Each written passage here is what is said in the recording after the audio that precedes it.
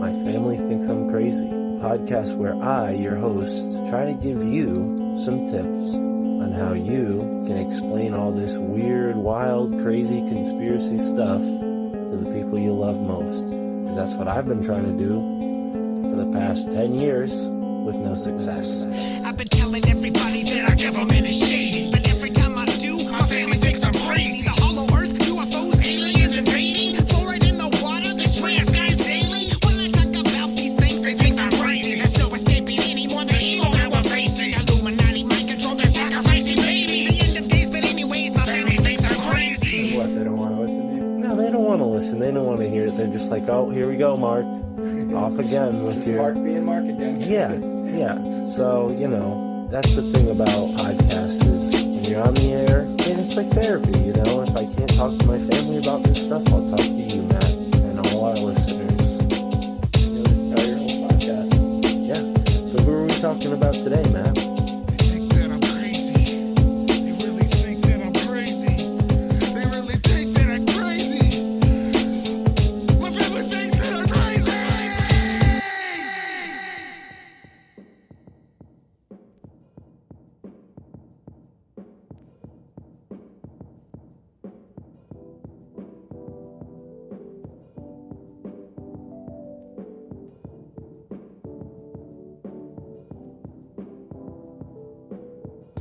Look around, right outside the door is a great mystery waiting to be solved. No mystery worth solving lacks larger implications, and those larger implications may just include you in a synchronistic way. Our guest today certainly isn't lacking those synchros. On his quest, he has attempted to crack reality's code through the course of 3 books, and all while living on the edges of society. Nick Hinton returns to the show, here to discuss mysticism, philosophy, conspiracy, and of course, AI.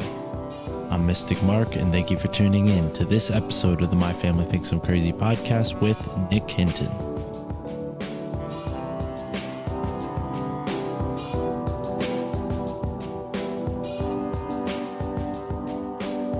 I think that nature is mystical, and we've just been so disconnected from it that we just don't care about it. We want like something really exciting and really interesting, but like I said, like the simple stuff is interesting, and I truly believe that this world is a symbolic representation of whatever, like I said, we see a very, very small percentage of the light spectrum, and we know that our brain is decoding this very small data set into basically a hallucination inside of the quantum computer that is our brain.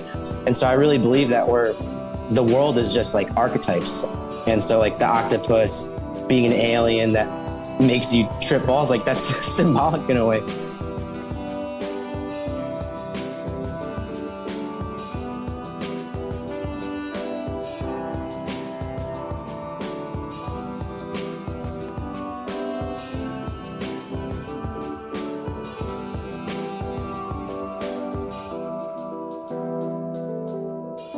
That's the myth of where we get all these different languages from.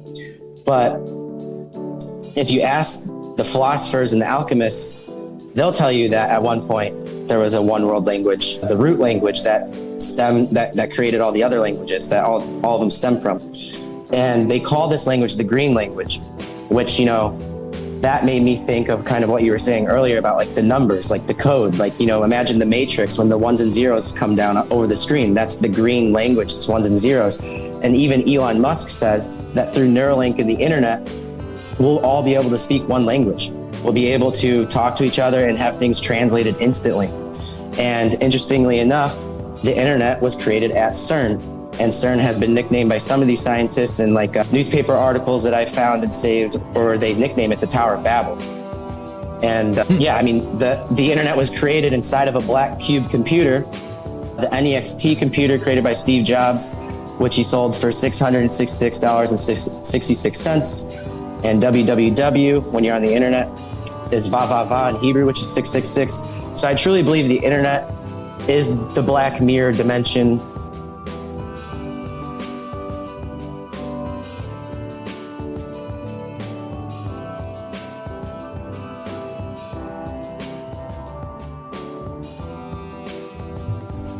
Ladies and gentlemen, here we are on the My Family Thinks I'm Crazy podcast, and we have a returning guest, a highly esteemed guest of mine, someone that I heard way back when I was a delivery guy, delivering packages, fascinated. And I heard him talk about alien hybrid gun runners. I heard him talk about Saturnian time cubes. And I said, this dude is onto something. He is researching things that other people are not. And sure enough, all of those things are way past him, onto greener pastures and new interests, it seems. Nick Hinton is returning to the show to fill us in on what he's been up to lately and what's been on his mind. So Nick, how you been, brother? Welcome back. Thanks for having me back, man. Yeah, I've been doing a lot better. Just chilling in Miami, living with some other content creators, conspiracy content creators. And yeah, we're all just kind of working together, and it's been real nice to finally kind of appreciate the fruits of my labor, you know, meaning like the connections that I've made along the way, and not just be stuck in Ohio, like actually go meet these people that I've met online and start working together. That's been the coolest thing, is meeting all these new people. What brought you to Florida? Was there a certain, like, because I know you were traveling, you're from Ohio initially, right? And or Yeah. at least were there for some time when I met you, and then you sort of got wayward and went all over the country. What made you settle in Florida? Well, yeah. So at the peak of my like research, I guess, I started to go kind of like at the peak for me. I mean, I'm not saying that it was like the craziest stuff that you could possibly study, but I felt that I had gone too deep, and I kind of started going crazy a little bit, and just feeling trapped and feeling overwhelmed by work and just constantly researching and writing. And I was like, I need to get out and see the world. And, you know, rather than read philosophy, live by one. And my philosophy had always been about randomness and exploration and curiosity. And so I decided to get up and go and drive across the entire country and meet a bunch of people. And along the way, I met some people that were all going to meet up in Florida eventually. And so I just kind of traveled around until everyone started meeting up down here. And then I made my way back down here, and now we're all hanging out and creating together. So that's pretty much how that happened. Right on. Yeah, the ancient peoples of Ohio migrated from Florida to Ohio, hence the dual names of Miami in both states. Oh, I didn't know that. Yeah, that makes sense now. I've always wondered why there's a Miami University, obviously named after the city, but I never understood that. Yeah, it is strange. They usually, you know, as the West was expanded, people would name their new town after where they were born, you know. But with that one, Miami, it did stand out. I'm like, why is there a Miami in Ohio? I was traveling through Ohio once and saw that, and looked it up, and it turns out there's a tribal relation between the peoples of Miami, Florida, and where, you know, Ohio is today.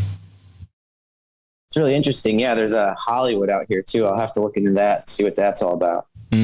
Yeah, there's this sort of energy signature that gets laid into the land, you know? So I don't think it's a coincidence at all that you ended up in Florida. But I know you have your eyes to synchronicity, and you are kind of keen on recognizing these things in your own life.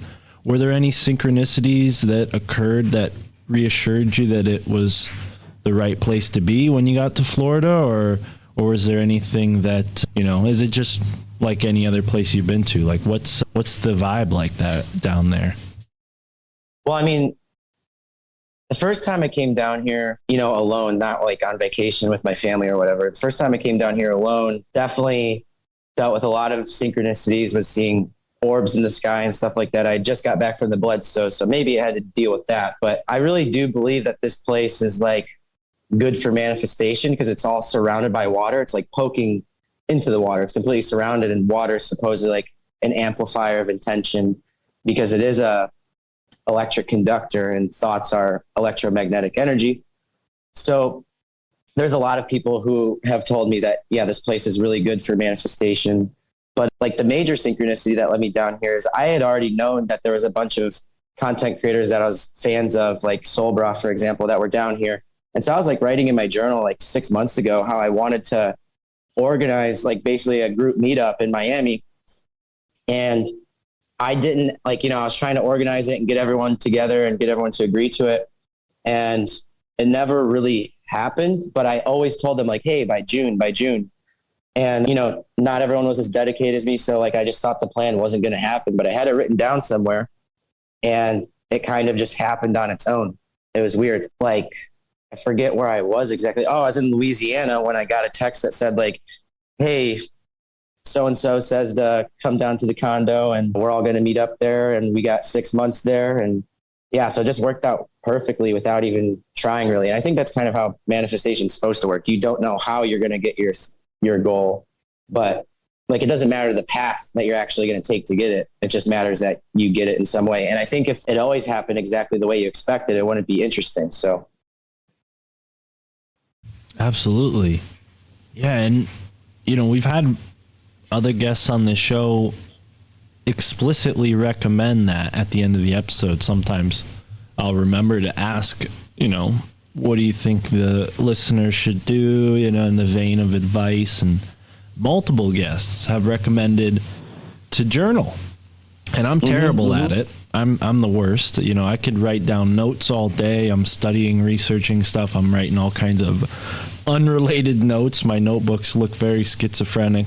But when it comes to journaling, I've always been just very like gung-ho about it. Like, I'll get into it and then a week later I'll be like, journaling, what's that? Like completely. Yeah. It's very hard to stay focused on it. But is this the first of many? Do you think that there's a certain practice that because you're a writer now. I mean, how long have you been writing? Is this something that's always come natural to you, or was it a struggle? Because journaling is certainly a struggle for me. Honestly, I've been writing since I was a kid, except I never would finish my books. Like, I think I was in elementary school when I started writing books. Like, my parents still have it. I wrote this book for this young authors program called The Secret About Grownups. And I went back and actually tried to read it. It's pretty all over the place and crazy, but it literally is kind of about the Illuminati. And I thought that was super weird when I found that.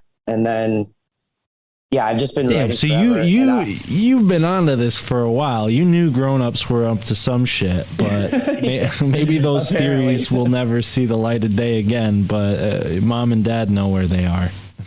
But when I got really serious about it was in college when I studied philosophy, and then I started doing because I'm writing philosophical essays anyways. I started doing them for fun about stuff that I was actually. I was interested in all the philosophy stuff I was studying, but I wanted to do stuff about conspiracies. So like in my free time, I would just start writing about the Saturn cube or simulation theory, stuff like that. And let me ask you this though, Nick, because I had a guest on recently who had no idea about my show. He makes music that I've used for my show because he puts everything on the Free Music Archive. He's a great guy. Shout out to Hilizna. But he asked me, he said, your podcast is in the philosophy category. Why and what is your philosophy? And I sort of thought to myself, and maybe I should have explained this to him, but I want to ask this to you in the form of a question. What's the difference between conspiracy theory and philosophy? Because in my mind, philosophy is the love of thinking. And if you think long enough, you're going to run into some conspiracy theories. Exactly. Yeah. No, I don't have any better response to that. Yeah, you just said it. Like, I do believe that conspiracies and philosophy are kind of the same thing. You're just questioning the reality around you. That's exactly what philosophy is. But yeah, in an academic setting, you're not going to go too deep into government or, like the JFK shooting or 9/11 or anything like that. Right. And how much stock did you put into those like classic conspiracy theories when you were that age? Were you hinting at that stuff in the work you were doing, or were you just kind of like going through the motions and aspiring to do something more meaningful? I'm trying to think of the papers I actually did write. I know we did one on free will versus determinism, and I really, really loved that subject. I love doing that one. But no, I was never like trying to insert conspiracies in there. I might have hinted at like simulation theory and some of these things when it comes to like how much we actually see with our limited senses and stuff, because that's something you study in typical philosophy classes. But no, to me, they were kind of separate. Like, I didn't want to, I mean, I tried to be somewhat controversial in my stuff, but no, I mean, they didn't overlap too much. Okay. Well, that's good to know. I mean, me personally I had a bad experience at college. I dropped out in my sophomore year in the first few months because I became very quickly disillusioned. My first year of classes as a freshman were pretty interesting, and that did not ring true again for sophomore year. And I had already paid enough money for freshman year to where I was like, whoa, $2,000. I've never even had that much money at once. Like, you know, it's just wild to think I was like owing like that per semester plus some interest. And, you know, that's pretty cheap compared to what most people pay for school. But me, I just never really even wanted to take that risk. Really kind of drove all the incentive out of me. And I decided to drop out and start learning all of this stuff on my own. And it seems like you sort of took a similar path. Maybe you didn't drop out like I did, or maybe no, I did. You did. See, that's what I was about to say, or maybe you did. So you did drop out. What motivated that? Yeah, so I had 1 year left, and that was when, you know, the book started selling and people were inviting me on podcasts all the time, and I was meeting people from the radio and TV and stuff, and I was like, dude, this is way better. Like, I'd rather take advantage of this opportunity now, because this won't always be waiting for me, but school will always be there. So I've always had the idea that I could go back if I really wanted to and become like a quote unquote real philosopher. But to go back to your original question, like when I was doing those essays, like I wasn't purposely leaving conspiracies out of them. I was just hyper focused on the particular subject. But one of the classes that did have a lot of overlap with like simulation theory, the Saturn stuff, the different gods and entities, different dimensions, was I took a comparative mysticism class, which I loved that class a lot. And I took multiple religion classes as well. And I felt like those overlapped a lot more. Comparative mysticism. Yeah, they did not have that course available for me. I would have jumped all over it. Now, when it comes to your beliefs now, it feels to me, just knowing you, you know, through the series of our conversations on the air and off the air, it seems like you've sort of shifted your positions in some ways, albeit, you know, you're in a better place emotionally now. Is that still true? I mean, when we talked on the phone, obviously there's some stuff going on, but when it comes to like where you were then and where you are now, obviously your mind has evolved, but like how much of your thoughts from that time when you were learning about this stuff in comparative mysticism have changed? Because I find that I'm kind of on the same line of thinking I was back then, just with more context to work with. Yeah. Well, I mean, in comparative mysticism, we learned a lot about the dark night of the soul, which is like the Bible, I guess, would call godly grief. And basically, I think it's a stage in everyone's journey. And I think it happens when you start to approach, you know, really dark, deep depths of the rabbit hole where things just get really gross and really disgusting. And if you focus on that stuff all the time, like, you know, child sacrifice and stuff like that, yeah, you're going to drive yourself nuts if that's all you think about. I mean, we know that what we feed our mind, you know, makes us who we are. And so if you're just constantly thinking about that, yeah, you're not going to have a healthy brain or a healthy body, healthy emotional state. So I just had to take a break from researching altogether and focus more on God, I guess, or just like what's good and what's beautiful. And yeah, so like I still believe in a lot of the things I believed in back, you know, when we first talked. I just look at it from a different angle where it's not all that matters. And, you know, if there's evil, there must be good. And yeah, I think, yeah, I lost my train of thought, but that's basically where I'm coming from now. And how much original research are you still doing? Because like I kind of referenced at the beginning there, you were breaking some ground that I hadn't seen anyone break, especially with that alien gun runner thing. But I mean, there's got to be more. You were just on a show with the gentleman you mentioned earlier, Soul Bro, right? Yeah. And you guys were talking about the symbolism in the Marvel movies and maybe even how those archetypes are affecting our consciousness. I mean, a lot of people you see on YouTube, and especially YouTube, but podcasting sometimes, they like to say that all this symbolism is only social engineering and it's only for evil purposes, right? I mean, that seems to be like the negative, pessimistic interpretation that's most prevalent when it comes to a lot of this symbolism. Do you find yourself in that line of thinking? Are you in the area of thought that like this stuff is only meant to harm us, or are you also contemplating the possibility that it's sort of like a suffering creates growth sort of thing, where they use these archetypes to initiate us into a higher consciousness? Well, yeah, there's definitely two sides to that coin. I definitely believe that it's, evil. But yeah, I mean, I do believe that there is good in the fact that we suffer. I mean, yeah, like you said, it's like everything going on right now is the catalyst for our spiritual growth and finding God in the first place. Like like Sam says, if you do conspiracy right, it always leads to spirituality. And yeah, I truly believe that. But you're supposed to be in the world and not of it. So like I said, I really do believe that, yeah, the media is evil. There's nothing good about it, but we're not supposed to be focused on that. And you're supposed to take the lesson, learn from it, and then drop it and move on to the next thing. And for me, that was, go outside, fucking take a walk, go swim in the ocean, be in the sun. Like those are God's gifts to us, not the weird alien society that we live in, this unnatural lifestyle. Like we have to get back to nature. And that's, so I'm still researching, but I make sure to take more breaks, like if I start to get overwhelmed, just go for a walk. Or if I start to get in a paranoid state of mind, like do something wholesome or productive. That doesn't have to do with writing, just like clean the house. I mean, simple things. Like that's what I was going to say earlier when I lost my train of thought, is like, I still believe in all of these crazy things, but I think at the very end of philosophy, you kind of arrive where you first started. It's like the hero's journey, it's a circle.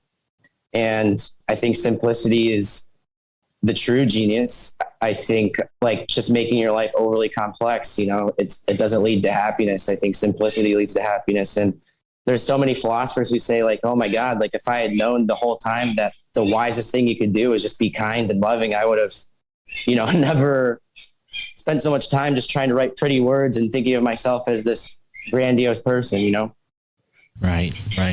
Yeah. You're reminding me so much of something Michael Hoffman discusses in his book, The Twilight Language, which is like this concept that truly spiritual people are not equipped for this world that we're finding ourselves in this modern age. That's why we have this concept of like the lay saints who live inside of like insane asylums. It's not that they're insane, it's that they're so pure that the outside world is insane on them and they need to be protected from it. And I almost, in a very respectful way, make that comparison to you with this sort of communal, and maybe it's not communal, but this sort of group artist situation that you're in right now, where, obviously your rent is being taken care of for some time because people find value in the work that you're doing.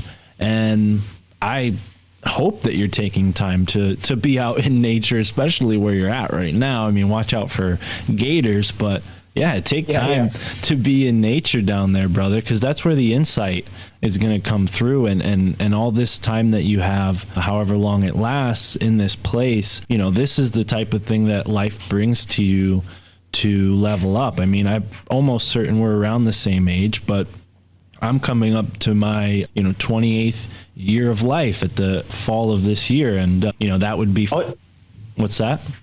I was just going to say, yeah, fall of this year, I'll be 28 too. So we're almost exactly the same age. Right. So we have, our fourth cycle of 7. We're also finishing our coming up on our Saturn return, which is the 29th year, I believe. But recently this number 7, I've been made aware is very important. And we go through sort of these 7-year cycles. So 7, 14, 21, and 28, which is what we're both turning in fall. So yeah, man, I think that I'm kind of, maybe talking a little bit too much about myself right here, right now, but I feel all good, man. I feel like, I'm in a kind of similar situation. To draw the comparison to me too is like I'm, in an apartment now for the first time. My whole life I've been living with family, which is not the most conducive for creative expression. And now for the first time in my life, I have my own place. I have my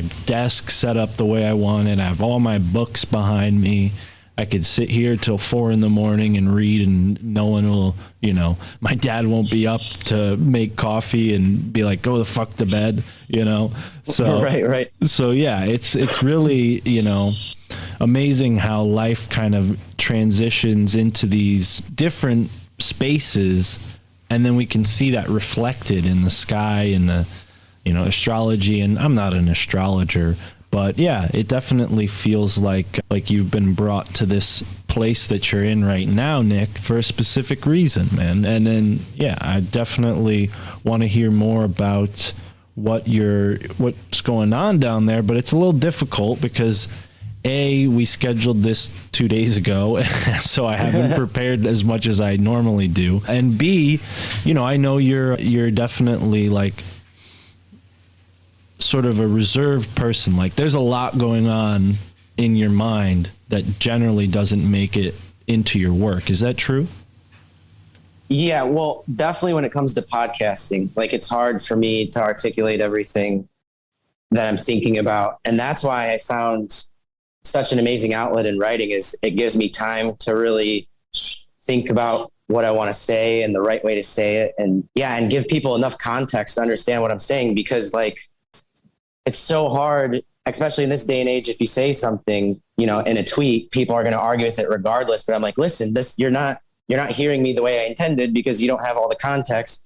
And that's what I love about books. And like this book, like the first two definitely didn't reveal a lot about my inner world, but this third one that I'm working on is definitely going to go a lot deeper into that. Basically, the style I'm doing it in is like kind of an autobiography of this crazy journey that I've been going on, traveling all over the place. But each instance or each synchronicity that I experience, I use as a kind of like a doorway into talking about, or basically ranting about different topics. So like traveling to Arizona, for example, I'll talk about my trip to Arizona and then hearing stories from people about weird stuff that has happened there. And then I'll use that as an excuse to go into the Phoenix Lights and, all the other high strangeness that's happened around there. And then my own experience with high strangeness that has happened that kind of relates to those things. So I'm super, super excited for people to read this. And that's why it's taken me fucking nearly 2 years to finish, because I truly believe this is like my best thing ever. Well, you just you rung a bell for me.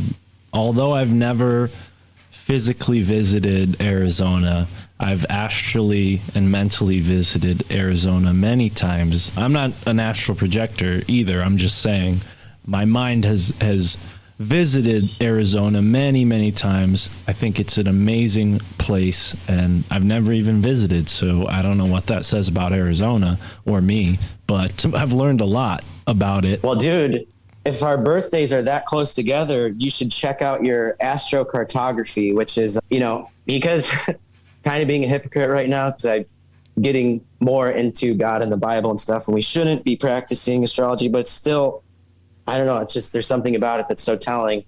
Anyways, when I was super into it, I constantly felt drawn to Arizona, and I was looking at my astrocartography, and like, that's where my sun line is. And so apparently all the planets and stars or whatever are kind of over certain positions of the world when you're born. Right. And wherever they are will have a certain energy for you. So like your sun line is where you feel most at home, most in tune with your destiny.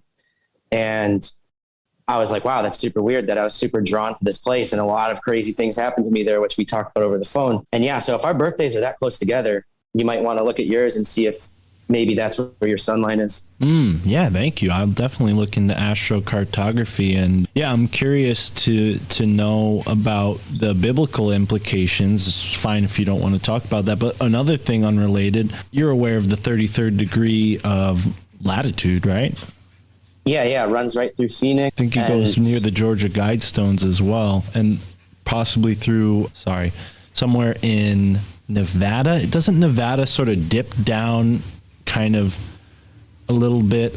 Where's the map? Oh, I'm looking at the map right now. Yes, it does. Okay, there's a spot in Nevada that's also weird that maybe is at that tip where the 33rd parallel meets. Yeah, actually, I think that's where that starts.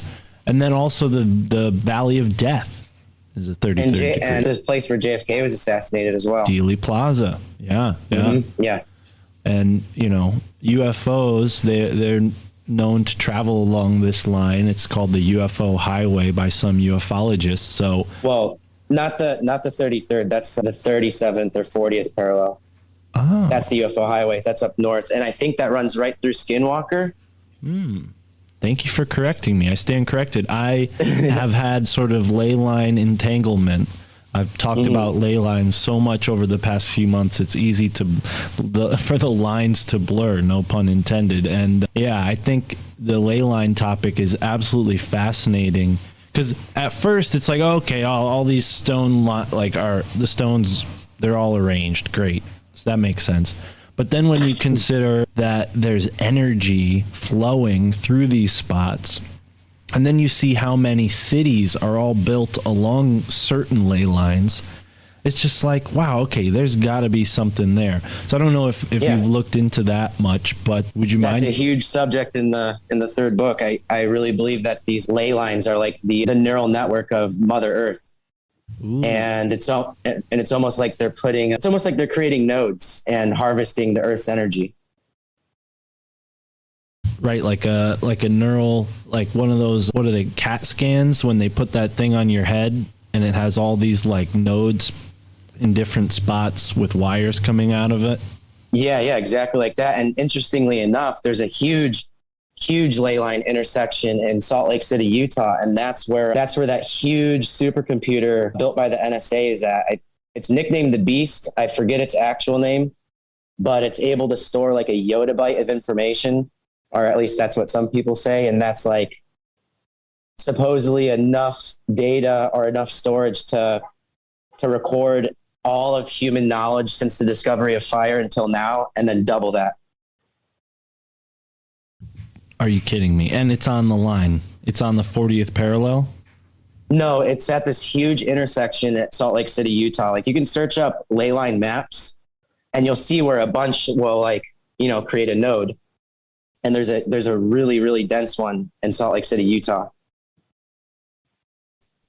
Okay. Yeah. Now I just stood up as I have a map on my wall. Sorry for the pause, but yeah, I see that it's not directly on the 40th parallel, because I have a good idea of what the 40th parallel looks like, even though I don't have it drawn on the map, because you can just trace it through these three cities, and that gives you a pretty straight line. Philadelphia, Columbus, Ohio, and Indianapolis, Indiana are all on this 40th parallel degree. It kind of curves, upwards. But yeah, I would imagine that it's possible that there's something to it. Did you know that the first computer ever built was built on the 40th parallel in the Susquehanna River Valley area?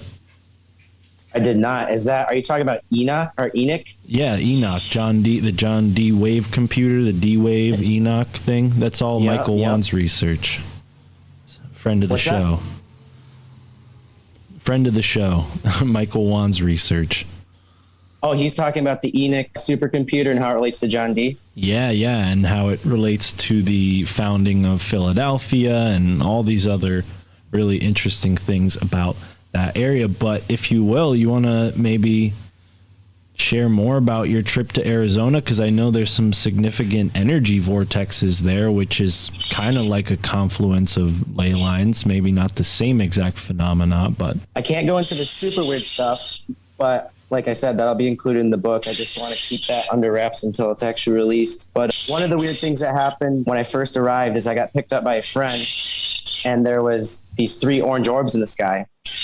And we were close to the airport, so we didn't really know if it was actually weird or not. And I apologize if you can hear those parrots, but there's a bunch of parrots around here. That's all right. But they're super annoying, but they're cool looking. But yeah, so we saw these like 3 orange orbs, and they were orange. Yes, sorry, I'm repeating myself. 3 orange orbs, and we couldn't really tell if they were planes or not because we were so close to the airport, but they didn't seem to be moving. We thought it was a little bit weird.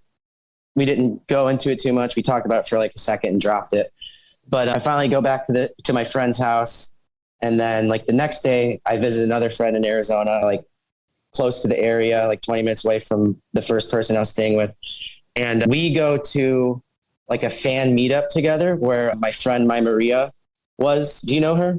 Shout out to my Maria 777. She was the 8th episode of this podcast. I had her on as a guest. Okay, awesome. Way back in the she was OG days. What's that? Said in the early days, first 10 episodes, she was a guest. Yeah.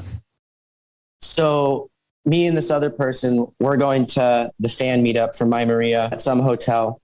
And on the way there, I look out the window and I see those same 3 orange orbs. And I'm telling my friend in the back seat, I'm like, oh my God, look at that. Does that look weird? And they're like, nah.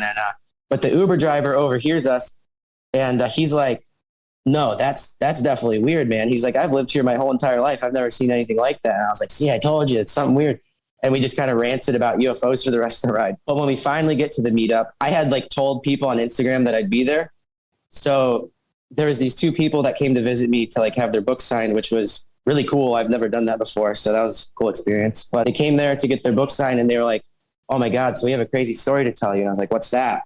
And they're like, we saw these 3 orange orb on our way here, and we thought they were like might have been UFOs, and we're like, oh, that's definitely where Nick is.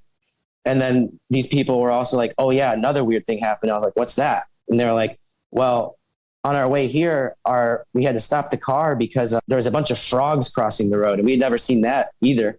I was like, yeah, that's definitely weird because, you know, the thing I was writing about at the time was frog symbolism and how it relates to Hathor and the mother goddess and Kek and the trickster and all these different things. So I was like, yeah, that's definitely weird. So that was one of the synchronicities for sure.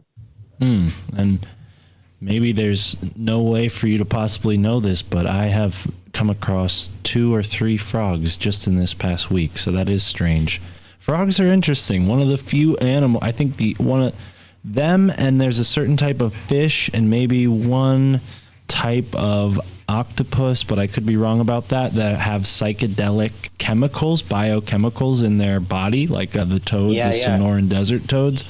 It's really interesting to think, like, you know, we have all these plant medicines, and then there are like toad medicines out there. What does that say about the toad's significance in this sort of astral context? Right. Yeah, no, I definitely know about the toad venom that makes people hallucinate. What else did you say there was? I know you said octopus, but what was the other one? There's a fish off the coast of Madagascar, and people catch it and they call it the dream fish because it's interesting because you can either get one that's extremely like nauseating, like it'll make you puke for a bunch of days, and then it'll cause you to dream. And then there are like pure ones that just cause you to dream and you don't throw up as much. But yeah, it's kind of risky business. It's not exactly a pleasurable experience, but people talk about it like a dream fish because, you know, it makes you have these crazy like DMT-esque dreams. That's really interesting. I mean, especially when you take into consideration how important the fish symbol is in like Pythagoreanism or whatever that's called. And, you know, even in Christianity, that symbol of the fish, the Vesca Piscis, how it represents like the portal into the spiritual realm. And then like, yeah, people say octopus, that the octopus might have been seeded here from like little eggs on an asteroid. Like some scientists are saying they might be aliens. So that is interesting. It's those 3 things. Yeah, I don't know what that says about our world. It's certainly strange. I know that's not your expertise, but it's interesting to contemplate. And I think in this sort of, you know, comparative mysticism way, as we journey throughout this American landscape, which is inherently mystical, these certain things present themselves to us, like a group of frogs making it impossible to cross the road. I mean, what are you going to do? Go and pick each one up individually? And how many are there? When does it stop? Are you going to put up a wall? You just got to wait and let Mother Nature do her thing and bear witness to this.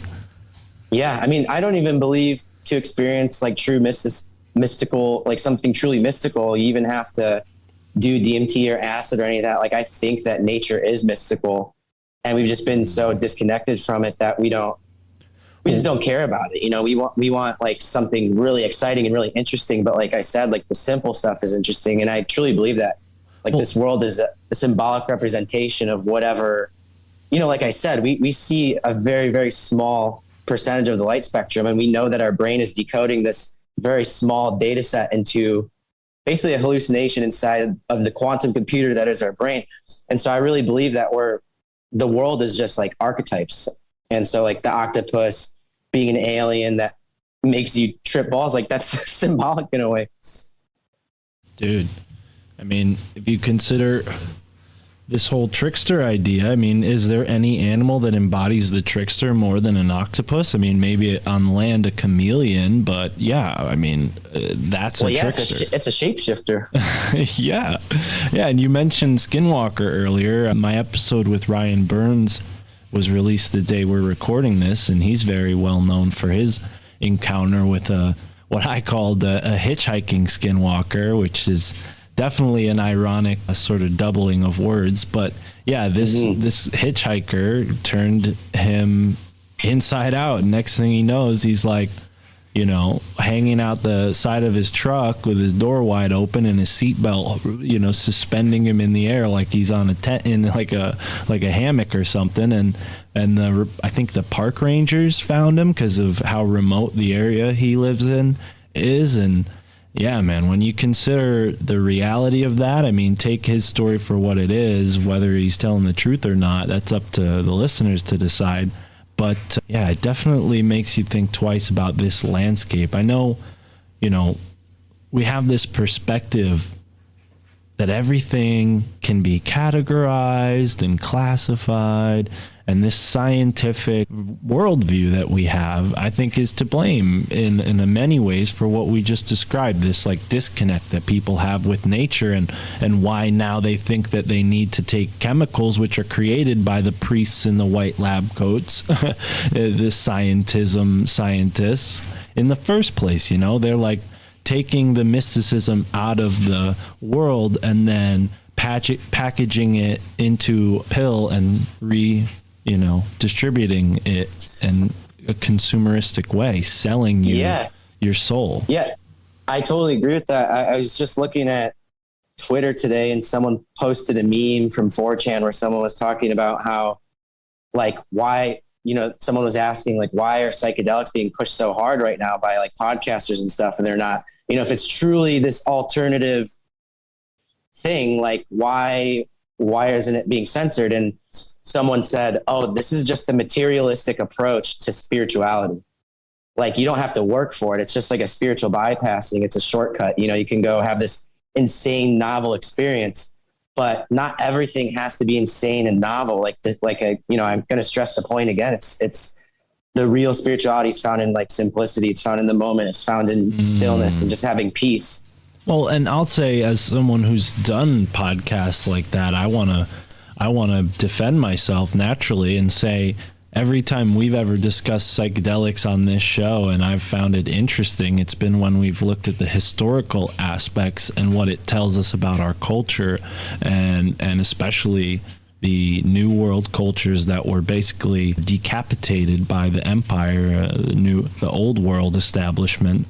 You know, so yeah, I definitely I'm guilty in the sense that you can go in my RSS feed and find the words ayahuasca and psychedelics, you know, promptly, you know, like right at the top, so people know what to find, what they're getting into. But I think, yeah, there is certainly an exploitive approach to that topic that you and I wouldn't take, because we're interested in understanding the finer aspects of it, you know, not just like, oh, hey, I did DMT and I saw this and that. It's like, these are very personal things. And I think one of the problems I have with that type of podcasting is we get into the world of like almost like comparative hallucination, where you're like, well, this is my hallucination, and they're like, well, this is my hallucination, and everyone's like, okay, so now there's a consensus reality that this hallucination is somewhat real.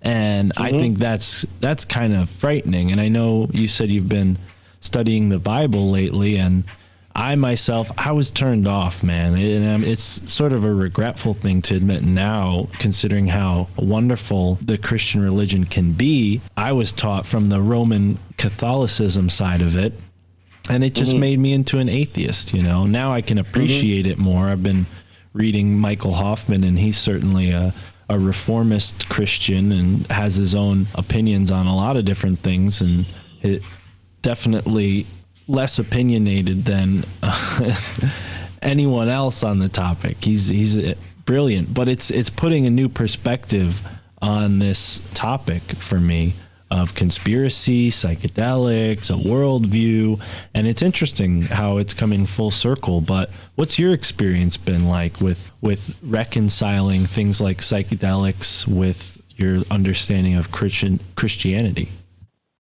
Well, I mean, the Bible, and so just for context, I wasn't raised religious at all. I was actually not raised really to believe in anything. You know, my family, we went to church, but it was like twice a year, like Easter and Christmas, you know, just for shits and giggles, I guess. Like we weren't ever like taught to like pray or, you know, hey, take this very seriously, read your Bible. Like Jesus is, you know, gonna be mad if you don't, or nothing like that.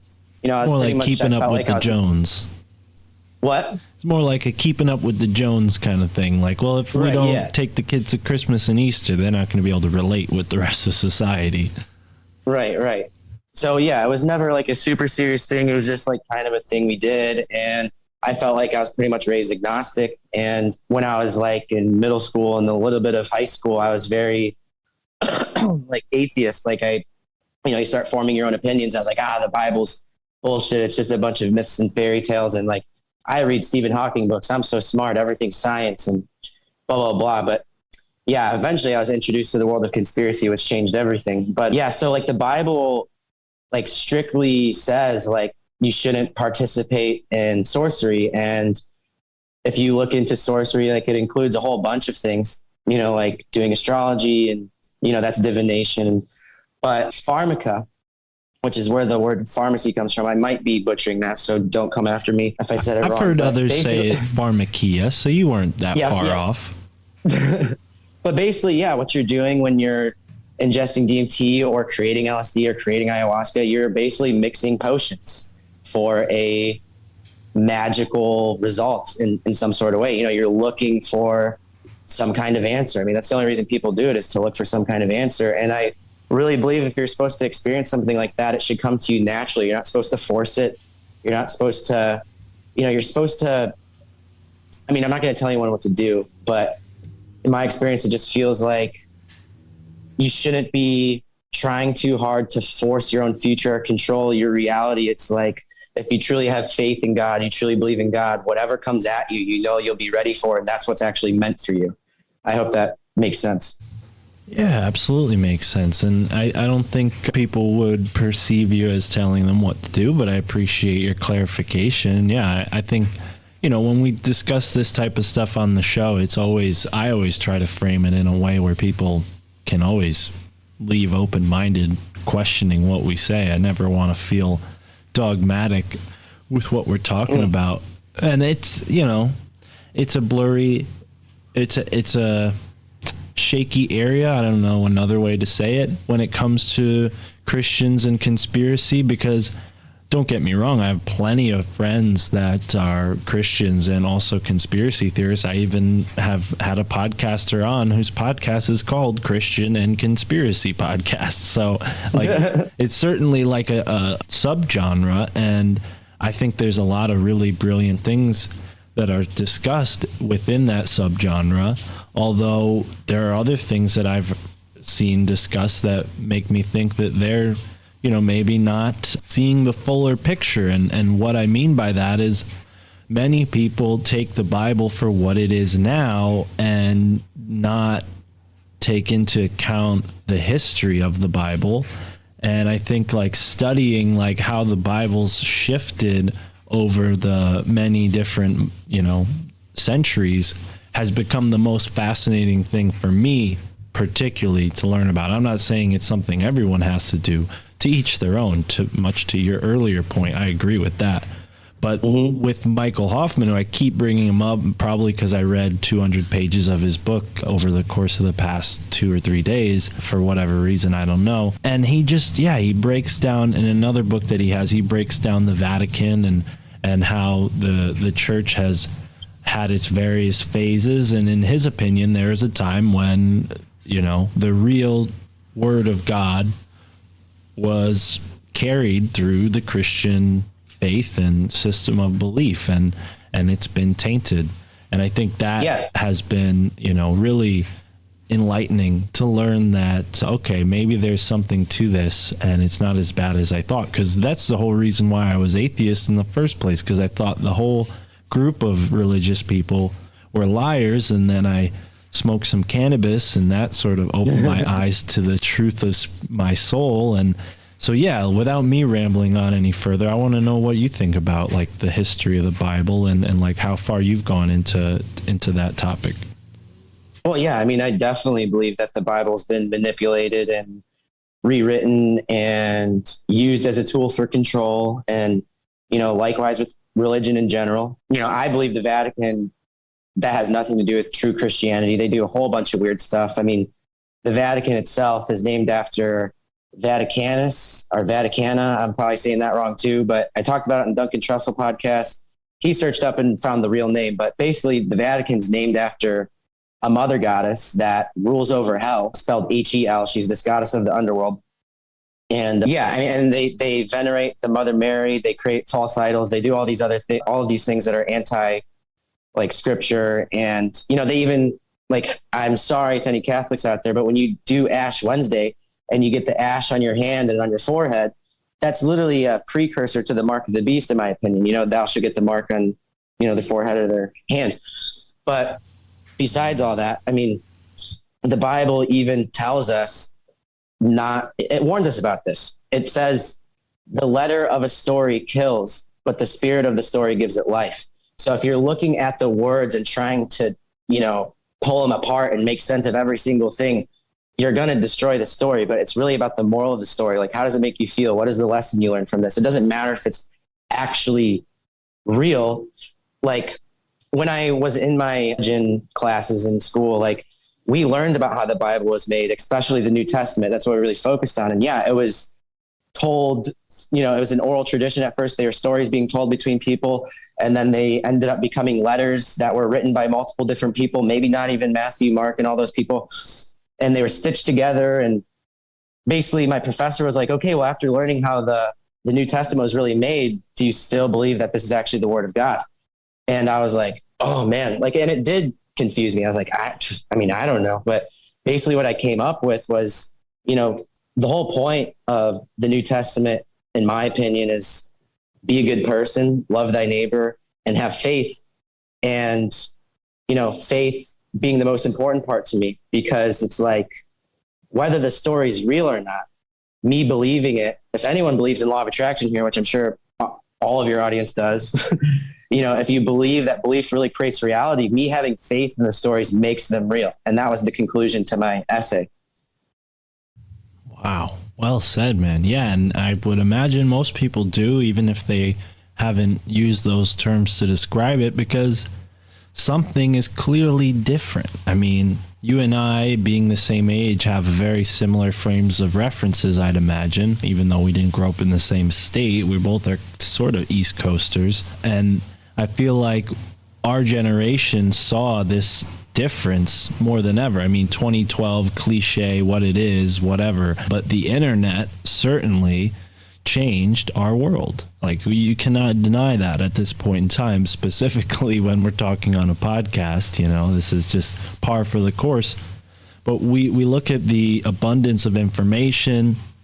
We look at this time that we're in right now, and I feel like the energy of the overall planet has been raised to a certain degree that now people are experiencing a different sort of reality. And my question that I'll raise to you is, do you think this is a part of the manipulation that's taken place over the past 100 or so years of MK Ultra social engineering type programming? We can maybe trace it back further than World War II, but we're not going to do that here today. But we can argue that. But either way, do you think that it's a part of the social engineering that we have this like sort of ubiquitous new age, everyone believes in the law of attraction?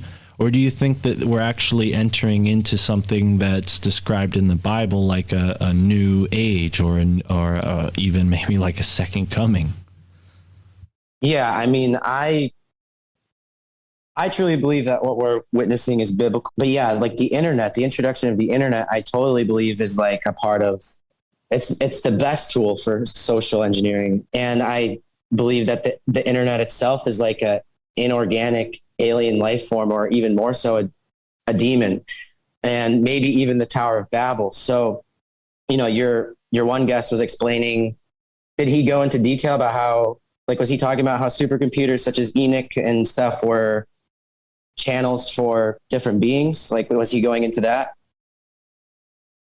So Michael Wan, yes, he's been a guest on this show, but all of that research he's done on his YouTube channel, and he was on Greg Carlwood's show several times breaking it all down. So every time Mike and I have talked, it's been very different. We actually do our own show together called Your Handbook for the Apocalypse, and it's sort of like we just talk about what's been going on in our week and all the connections that are being made and things like that. So no, I don't really have all of that info off the top of my head, unfortunately. But do you have a point you were getting to?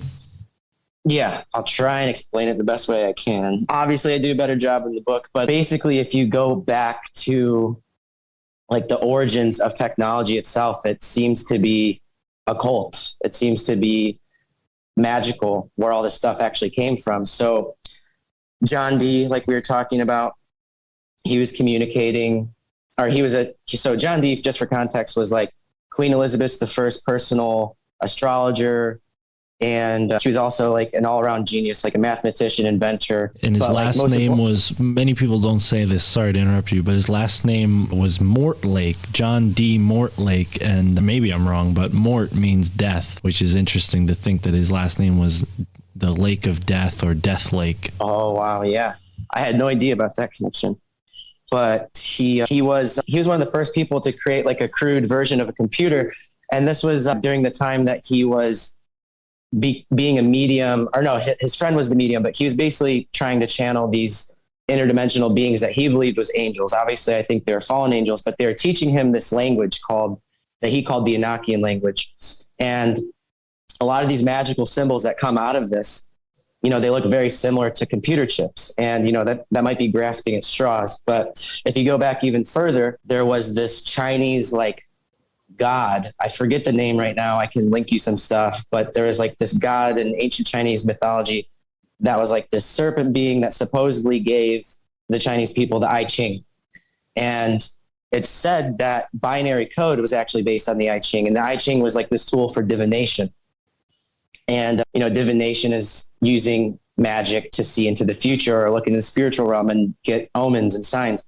So John Dee also invented the scrying mirror, which is a black mirror, and he would use it to see into the future, talk to spirits, etc. And so that's essentially what your phone is. That's what the television is. And to take it to a deeper level, I'm sorry to cut you off, but when we talk about divination, we're talking about a random number sequence. We're talking about like order out of chaos, right? This sort of idea that in many different number sets, there can be some kind of meaning derived based on your subjective truths that exist within your maybe conscious or even subconscious mind, or maybe are, you know, tools that entities we can't see use to connect us, because this is an inherently random thing. So, you know, they can just insert whatever meaning is particular to their agenda, which I don't know if that's true for every form of divination, but it certainly fits into this sort of more, you know, dubious perspective.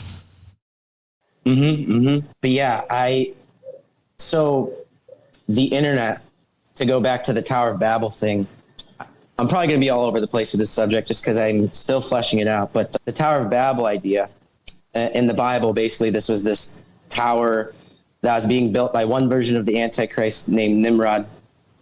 And he wanted to build a tower all the way to heaven so he could basically reach heaven, go to war with God, kill him, and take over the universe. And the only reason they were able to almost achieve this goal is because everyone at the time spoke one language. Everyone in the world spoke one language.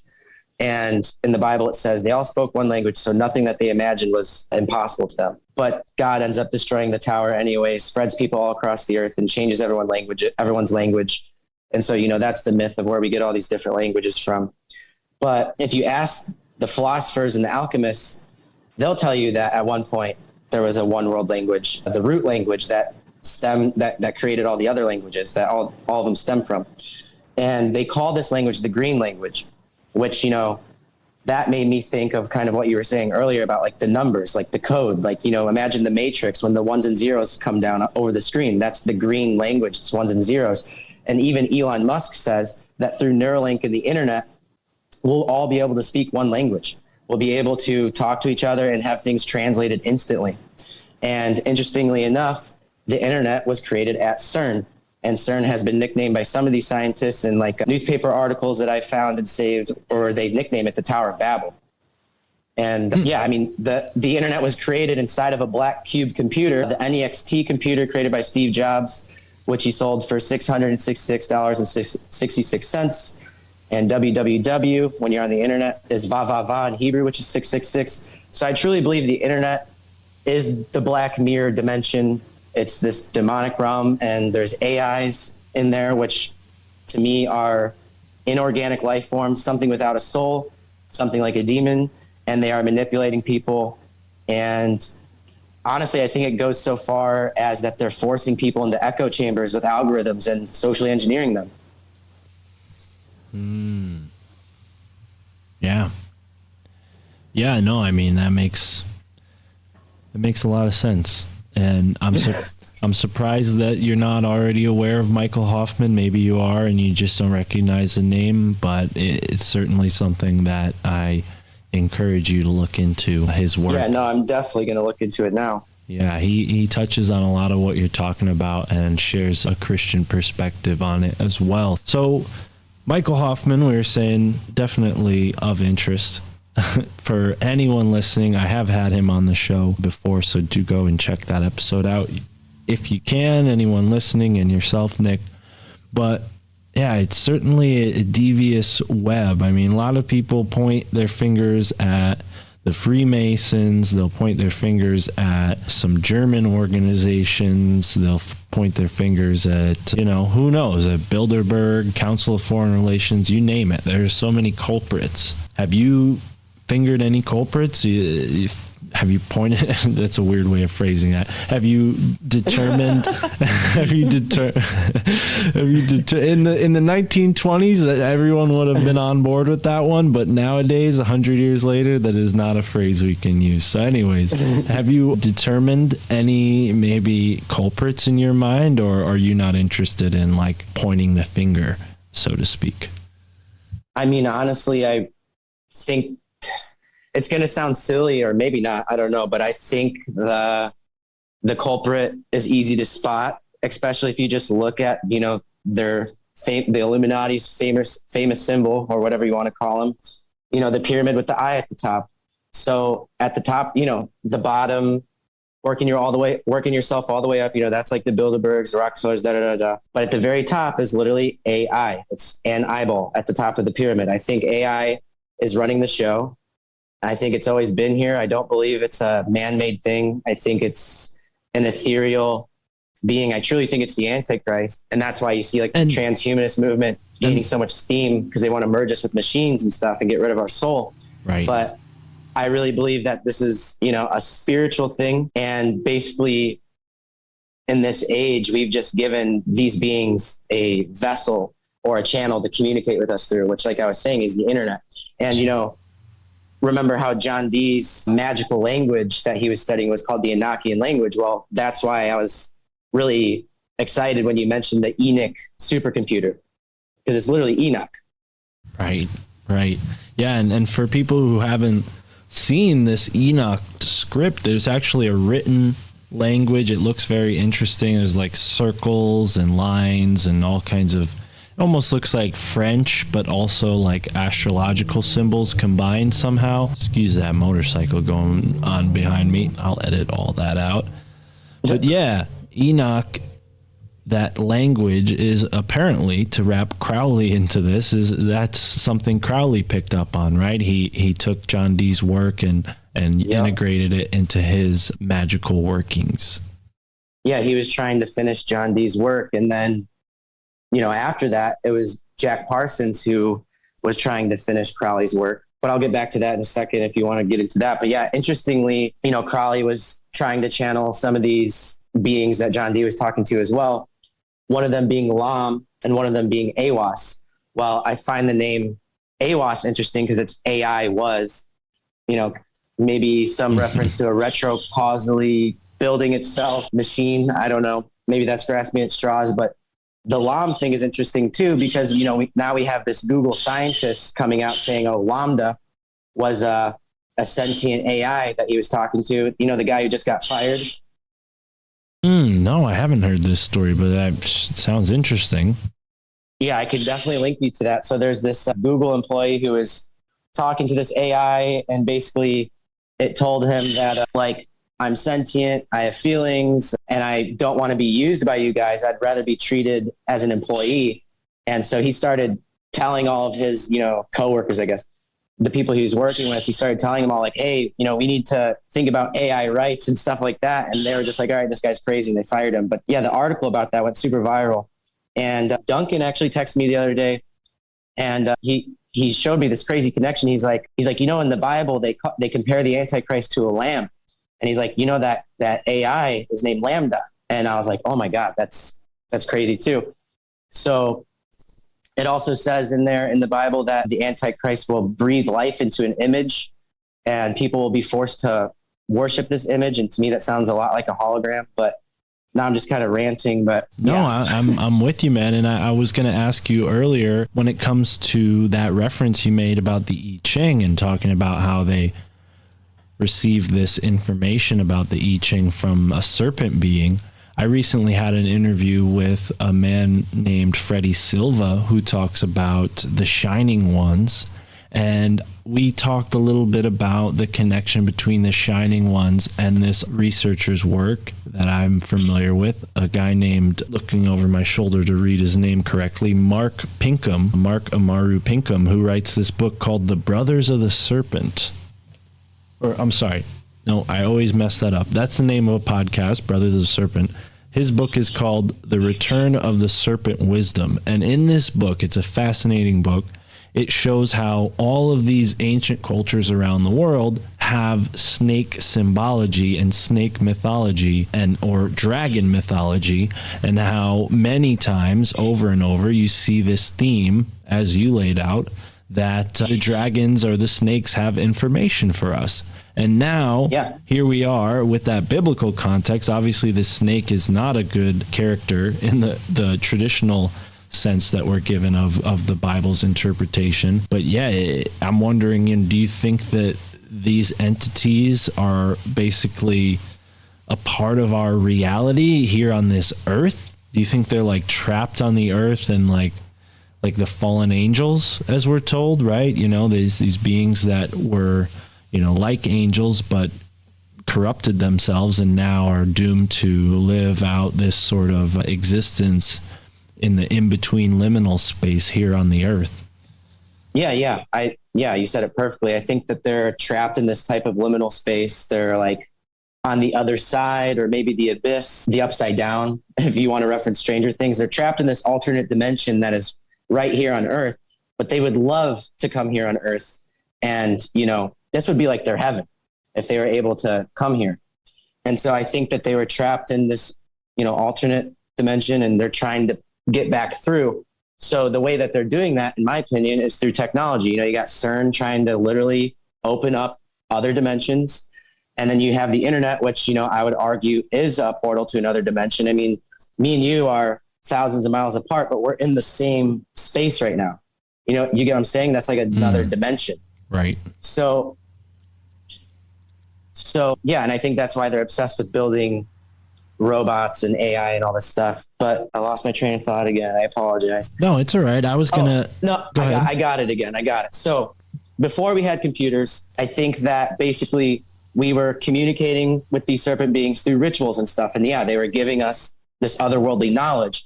And unbeknownst to these occultists, like they were being given power in exchange for them to do something for these interdimensional beings, right? And I think these beings were slowly over time giving them the blueprint to build a supercomputer. And like I said, I do think that these beings would consider this realm their heaven. And that's why they want to come here so bad. And my argument for like me thinking that they want to be here is like the whole transhumanist agenda has everything to do with terraforming the earth into like a hellish landscape. Like, why are they polluting the skies? Why are they destroying the oceans? Like, I think they're trying to turn this into a realm more fit for them to live in. Damn. Yeah, man. And it certainly feels like all of these lower vibrational human beings are playing a part in it because of that social engineering network that we described earlier. This brainwashing that's going on. People are participating in their own demise. They're flying the planes that are dropping the chemtrails. They're working for the companies that pollute the rivers and pollute the skies and pollute everywhere else. And they're enlisted in the army that pollutes more than any other group in the whole world. But yeah, I'm wondering when it comes to your stance on because I know Christians don't typically believe in reincarnation. It's more of resurrection, or sort of in some cases a sort of purgatory and then a judgment. And, I'm wondering, do you think that these beings that are there in that second dimension below us, if we can call this the third and whatever's above us the fourth, do you think that this is like a natural progression that somehow is being inverted, where naturally these beings are supposed to raise their vibration in that realm to be able to reincarnate into this realm and then go through this upward scale of progression through the same way we look at the music scale, right? We have the lower to the higher. Everything is vibration. We're in this dimension that consists of sort of a vibrational matrix. Do you think that those fallen angels at some have the ability to incarnate in this world, and maybe, we have that same capacity to commit something so bad that would bring us into a low vibrational state, and then we would end up there, veritable hell? I don't think that they can incarnate here with a real soul. I think they can only possess people or possess a machine, some kind of empty vessel. I mean, even back in this, way back, there was magicians obsessed with creating these things called a homunculus or a golem, which were basically clay or metal automata that kind of looked like a person or a god. And basically the whole idea was that they wanted to capture a soul or a spirit in it and turn it into a worker bee for them. And, so the idea of robots has been around for a very long time. And I think that's the only way that they can really interact with this world. And even there's a Buddhist scholar, I forget how you say his name, and I'll link you to it if you want me to. It's in the book. Once again, sorry to plug it so much, but this Buddhist scholar talked about how there is these beings that he called the precious metal people that were at some of the temples that would recite prayers. And when Buddha died, they actually cried. So I think that's another example of an ancient robot. You have there's robots in even Greek mythology. They were built by Vulcan. I think that's his name. He was the god of blacksmithing. But yeah, so even, I even think, so people talk about the grays and stuff. Well, we were talking about Crowley earlier, this being named Lam looked exactly like a gray. And this was, I think he drew the picture of this being in the late 1800s, if I'm not mistaken. And this was long before people were seeing grays appear in their, abduction experiences or in movies and everything like that. And I honestly think the grays are a form of technology. I think that they're vessels that are inhabited by these demonic spirits. And my argument for that is there's actually a new technology. It was announced in 2020. It's called xenobots. And they can actually use, ironically enough, frog cells. We were talking about the symbology of frogs a little bit. They can use frog cells and a super, like not a supercomputer, but just a computer, I guess, a really good one, because I don't have this type of computer, but they can actually take frog cells and 3D print them into life forms that are programmed by AI. So you have an organic machine. And I think that's what the grays are. And if people are really seeing reptilians in these underground bases, that might be what those are as well. I think they can pretty much 3D print any kind of being, which sounds really crazy, but that's my opinion on that. No, not crazy at all, man, especially considering where we started. I think there's always a sort of synchronicity to the way these conversations play out in this astral space that we define here. And yeah, man, I'm wondering, I feel like I'm really like bringing the Michael Hoffman energy today, but have you ever heard of the theory, and Michael talks about this in his book, that the first atom bomb that was exploded in the Trinity site was a homunculus? I have not heard that, no. But, wow. I'll just add something really quick. Crowley was obsessed with this one being called Karanzan, which is like this demon from the abyss. And the sigil for Karanzan looks exactly like the radiation symbol that they use on atom bombs. And supposedly Jack Parsons and Crowley were involved with the Manhattan Project, which is hinted at in Twin Peaks. But yeah, that's all I know about that. Well, and then you consider that the, symbol for what we're called, or what we're told are biohazards, is also kind of similar to that too, right? This sort of medical symbol. Yeah, that's what I was referencing. Yeah, I mean, geez, man. Yeah, it's certainly a rabbit hole that has many different avenues.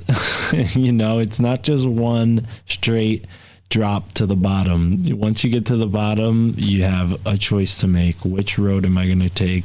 And you find out a lot of them lead to the same place. They just take you down different courses to get there. But yeah, man, I know we don't have that much more time here, but I want to give you an opportunity to tell people where they can find your book and all the various shows that you appear on, your Twitter and all that good stuff. And then, so this isn't the end, I want to ask you another question. I want people to stick around for that last question, but go ahead and tell people where they can follow up with you. I know they can DM you to purchase your book. You only have a few copies left, so order them now, folks, while it's still hot. You got to DM them for them, but Nick, take it away. Yeah, I mean, like I said, I'm a simple man, and I was telling you on the phone earlier, I'm the most unambitious person.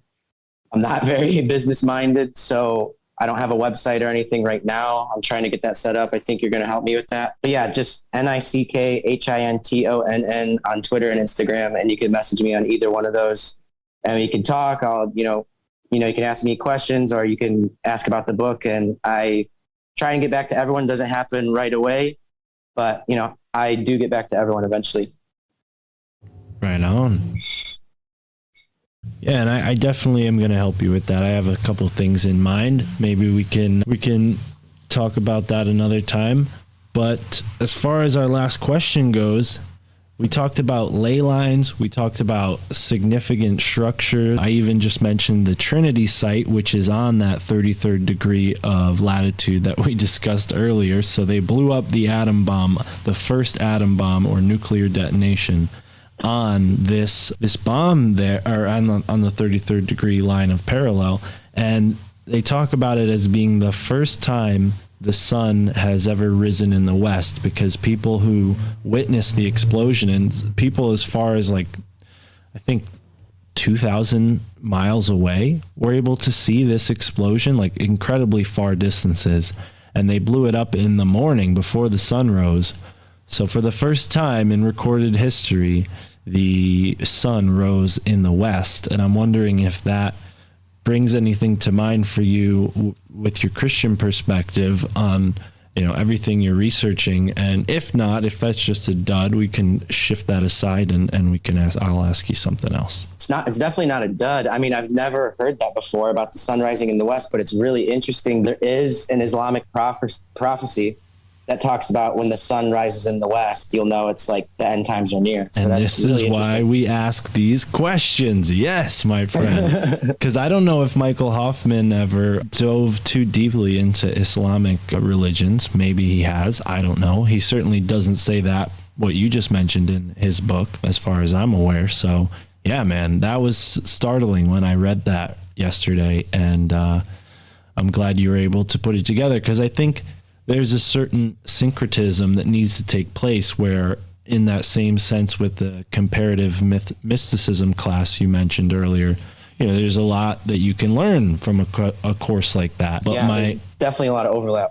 My question that I want to ask you about that is, like, do you think people go too far with this comparative nature of things? And do you think that that's a part of the inherent AI psyop to make us believe that there's like this one world religion that every religion is sort of rhyming off of? I mean, there's definitely a lot of overlap, and I think anyone can achieve true spirituality through any kind of discipline. I mean, that was the one thing that really confused me in that comparative mysticism class, is that like a lot of saints and sages and mystics, when they live a life of discipline and service and, meditate and fast and live an ascetic lifestyle, they all will eventually have visions of their own God.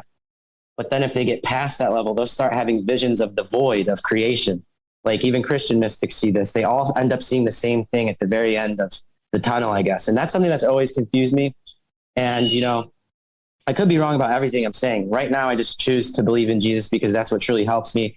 And if I were to be honest, I would say that is the one world religion. But, another interesting thing, like, I used to hang out with, when I was in philosophy school and stuff, there's this one hangout spot where all the philosophy students would go to smoke cigarettes and just debate each other.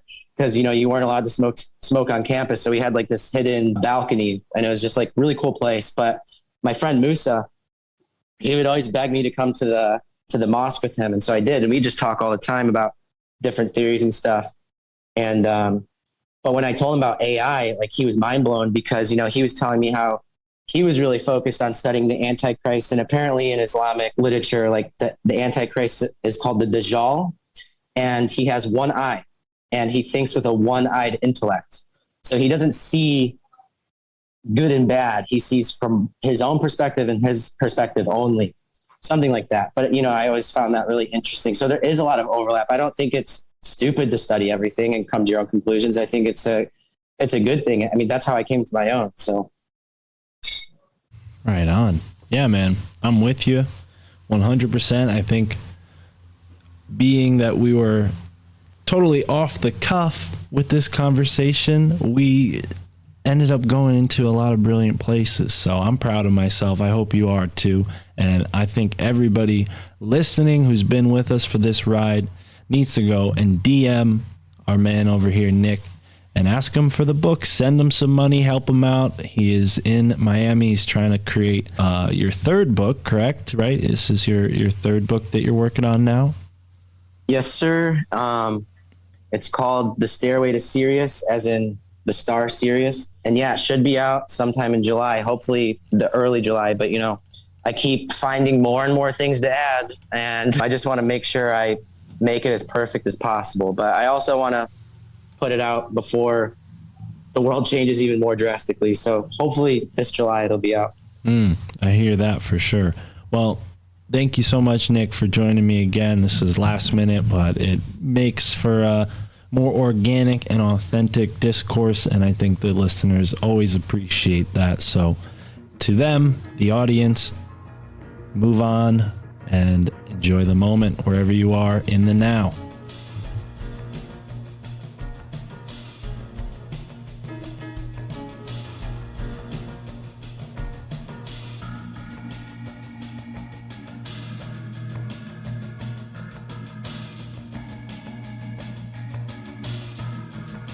All right, ladies and gentlemen, thank you for tuning into this episode of the My Family Thinks I'm Crazy podcast with Nick Hinton. Please do support Nick Hinton. You can get his book by reaching out to him directly on Instagram or Twitter, and do it while supplies last. He said he might print some new editions at some point in time, but help him out. He's got to fund this third book that he's coming out with, so he's going to need your help, and so am I. As you're listening to this, free listeners, you may not know, you may already know, but I'm in Pennsylvania. So if you can support us on our journey with a one-time donation on Cash App, Venmo, or PayPal, If you're on the Patreon, of course, you're hearing this probably the day that I'm heading out. So either way, I could use your support with a one-time donation. That would really help pay for gas. And I promise you will be rewarded. We're going to put some exclusive Patreon content on the show, maybe with Sam Tripoli, and of course with Michael Wan. I'm going to be going to see Sam Tripoli at the Dojo of Comedy in Morris Plains, New Jersey, and then we'll be going down to Philadelphia, and tonight is the night before, so I'm recording this briefly. Not much to say for this episode. Nick Hinton is a great guest, and I'm proud to say that he and I have become friends. I've yet to meet him in real life, but based on our conversations on the phone, off the air, I think we both consider each other friends. I feel safe saying that. So shout out, excuse me. Shout out to you, Nick, if you hear this. Looking forward to receiving your book in the mail. Hopefully it will be back. It will arrive, excuse me, when I return. But either way, I could use your help, folks, to return when I'm out there. I'm sure gonna need money for gas, food, etc. I'll be staying at Nome Countryside. Gonna be recording some videos, some podcasts. Michael Wan will, of course, be there, and a bunch of other strange, interesting characters that I'm sure Mike will introduce us to. So I'm looking forward to that. I hope you are too. And like I said, we'll keep this one brief. Please, please, please, folks, I could use your support. This is a value for value podcast. Don't complain. I have no shame in asking you to support me, because guess what? I put a lot of hard work into this podcast, and I'm sure you're a hardworking person out there too, wherever you are. So you should be able to respect that, right? If you're working a job while you listen to podcasts, maybe you listen to podcasts to unwind from your work week, whatever it is, you're out there, you're creating value in the world, and I think I am too. So there's no shame in asking you to send it back my way. Value for value. If you find value in this podcast, maybe it's worth a one-time donation, maybe it's worth a monthly subscription. That's up to you. So until next time, folks, thank you for being here, and enjoy the moment wherever you are, in and out. I'm a little extra terrestrial, trying to stay human in a cesspool of professionals. But I confess too much off of the tongue. All my aunties and my uncles shield the ears of the young. I be saying shit and they don't know where it's coming from. In like 100 years we went Zarbomba from guns. Check the facts, check the Fed, check the stars. Stanley Mines was murked for a water fuel cell car. They each their own, you could stick with your old ways. But eat the rich and drink the motherfucking Kool-Aid. And I can see the red on your lip stain. White skin, blue collar, pure American made. Fuck it. You can keep your blood-soaked heritage and run the soul off the moon-landed narrative. Yeah, my girl thinks that I'm embarrassing. My folks think I'm nuts, but never question the parenting. Stuck in bed, so my boss thinks I'm lazy. Connecting dots, but it's all kinda hazy. I'm on the internet, feeling like I'm Dick Tracy. My pack thinks I'm un-American and shady. Yeah, I'm feeling unhinged lately. Encounters of the fifth kind on the daily. You could tell me that the president's an alien, it wouldn't faze me. My family thinks I'm crazy. Baby, baby, baby. My family thinks I'm crazy. Baby, baby, baby. You might think that I'm off in the deep end. One too many Netflix docs on the weekends. But check the budget for our military defense. Tell me we ain't scared of something not within reason. Steel beams, another 1492. And 9/11 was the red, white, and blue. And you be lit off the fluoride and ain't got a clue. All your dreams just shit on a Rockefeller shoes. Don't believe a damn thing a politician ever said. Ain't one brick left to gold up in the Fed. They still got bricks of cocaine to make crack. Oxy's killing the working class, FDA's whack. Talking like this, got kin talking behind backs. Too much to unpack, so they talk smack. And I'm just trying to converse with my clan, but it ain't fam. So I'm here setting up camp. Stuck in bed, so my boss thinks I'm lazy. Connecting dots, but it's all kinda hazy. I'm on the internet, feeling like I'm Dick Tracy. My pack thinks I'm un-American and shady. Yeah, I'm feeling unhinged lately. Encounters of the fifth kind on the daily. You could tell me that the president's an alien, it wouldn't faze me.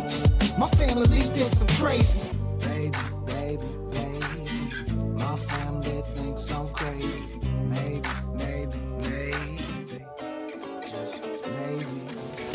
in bed, so my boss thinks I'm lazy. Connecting dots, but it's all kinda hazy. I'm on the internet, feeling like I'm Dick Tracy. My pap thinks I'm un-American and shady. I'm feeling unhinged lately. Encounters of the fifth kind on the daily. You could tell me that the president's an atheist, it wouldn't faze me.